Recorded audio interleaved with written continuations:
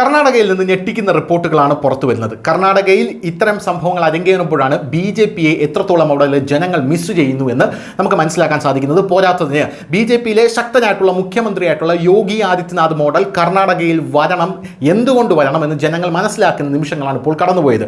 സംഭവം എന്താണെന്ന് പറഞ്ഞു കഴിഞ്ഞാൽ, ഹവേരി ഡിസ്ട്രിക്റ്റിൽ ഗ്യാങ് റേപ്പ് പ്രതികളായിട്ടുള്ള 7 പേർ, ഈ 7 പേരുടെ ഒരു വലിയ രീതിയിലുള്ള ആഘോഷ പ്രകടനമാണ് കർണാടകയിലെ സമൂഹ മാധ്യമങ്ങളിൽ ഇപ്പോൾ മനുഷ്യ മനസാക്ഷിയെ ഞെട്ടിച്ചുകൊണ്ട് പിടിച്ചുകുലുക്കിയിരിക്കുന്നത്.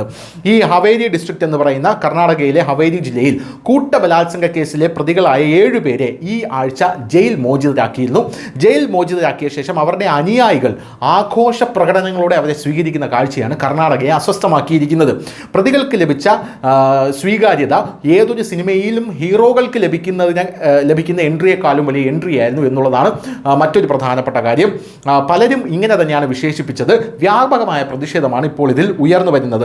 ഇനി പ്രതികളുടെ പേര് നോക്കുകയാണെങ്കിൽ മുഹമ്മദ് സാദിഖ് ഹാസിമനി, ഷൊയ്ബ് മുല്ല, തൗസിഫ് ചോട്ടി, സമീവുള്ള ലലാനവർ, അബ്താബ് ചന്ദനക്കട്ടി, മദർസാബ് മണ്ടാട്ടി, റിയാസ് സാവിക്കേരി എന്നിങ്ങനെയുള്ള 5 പ്രതികളാണ് ഇപ്പോൾ ദൃശ്യങ്ങളിൽ കാണുന്നത് പോലെ റോഡിലൂടെ വലിയ രീതിയിൽ ആഘോഷ തിമിർപ്പുമായി പോകുന്നത്.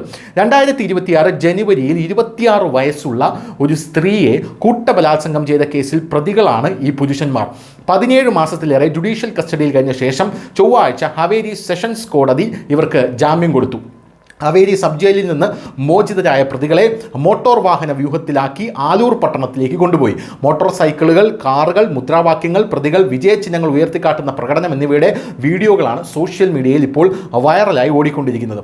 അഫ്താബ് ചന്ദനക്കാട്ടി, മദർസാബ് മണ്ടക്കി, സമീവുള്ള ലാലനവർ എന്നിങ്ങനെയുള്ള ആൾക്കാരാണ് വലിയ രീതിയിൽ ആ പെൺകുട്ടിക്കെതിരെ പോലും ആഘോഷ പരിപാടിയിൽ നടത്തി എന്ന ആരോപണം ഇപ്പോൾ ഉയരുന്നത്. ആഘോഷങ്ങൾ പൊതുജനങ്ങളിൽ ആശങ്കയാണ് ഉണ്ടാക്കിയിരിക്കുന്നത്. പ്രത്യേകിച്ച് നിയമവിദഗ്ധരിൽ നിന്നും വനിതാ അവകാശ ഗ്രൂപ്പുകളിൽ നിന്നും അത്തരം പെരുമാറ്റം ജാമ്യ വ്യവസ്ഥകളുടെ ലംഘനമാണ് എന്നാണ് ഇവർ അഭിപ്രായപ്പെടുന്നത്.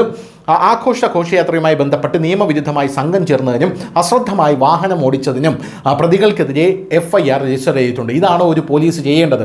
ബലാത്സംഗം ചെയ്യപ്പെട്ട ഒരു കൂട്ടബലാത്സംഗത്തിന് ഇരയായ ഒരു സ്ത്രീയെ വെല്ലുവിളിക്കുന്ന രീതിയിൽ ആ സ്ത്രീക്ക് ട്രോമ ഉണ്ടാക്കുന്ന രീതിയിൽ വീണ്ടും സമൂഹത്തിന് മുമ്പിൽ ആ സ്ത്രീയെ മോശക്കാരിയാക്കുന്ന രീതിയിൽ ആഘോഷിച്ചിട്ട് അവിടെയുള്ള പോലീസ് ഇവർക്ക് നേരെ രജിസ്റ്റർ ചെയ്തിരിക്കുന്ന കേസ് സംഘം ചേർന്നതിനും അശ്രദ്ധമായി വാഹനം ഓടിച്ചതിനും മാത്രമാണ് എന്നുള്ളതാണ് കർണാടകയിലെ പ്രതിഷേധത്തിൻ്റെ പ്രധാനപ്പെട്ട മറ്റൊരു കാര്യമെന്ന് പറയുന്നത്.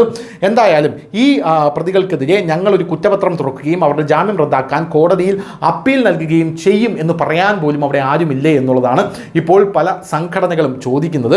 എന്തായാലും അതിജീവിതയുടെ കണ്ടീഷൻ എന്ന് പറയുന്നത് വളരെ പരിതാപകരമാണ് എന്നാണ് അവിടെയുള്ള സംഘടനകളെല്ലാം പറയുന്നത്. വളരെയധികം മാനസികമായി തകർന്ന ആത്മഹത്യയുടെ വക്കിലെത്തി നിൽക്കുന്ന ഒരു സ്ത്രീയുടെ മുമ്പിലാണ് ഇപ്പോൾ കർണാടകയിൽ ഇത്രയും വലിയ അട്രോസിറ്റീസ് നടന്നിരിക്കുന്നത്. ഇത് ഉത്തർപ്രദേശിലായിരുന്നെങ്കിൽ ഇവന്മാരുടെ തല തെരുവിൽ കിടന്ന് ഉരുണ്ടേനെ എന്നും അവിടെ പല ആൾക്കാരും അഭിപ്രായപ്പെടുന്നുണ്ട്. News desk, news India Malayalam.